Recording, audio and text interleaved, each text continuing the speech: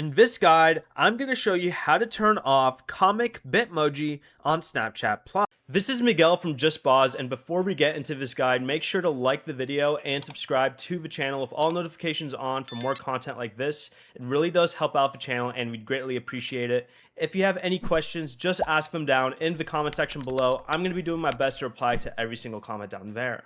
Begin by opening Snapchat and tap your profile icon in the top left corner. And at the top of your profile, tap the Snapchat Plus membership card, then scroll down and tap on Comic Bitmoji.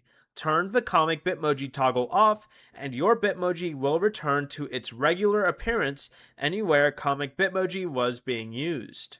Before you leave, remember to like the video and subscribe to the channel with all notifications on for more content like this. It really does help out the channel and we'd greatly appreciate it. And if you did have any questions, just ask them down in the comment section below. I'm going to be doing my best to reply to every single comment down there. Peace.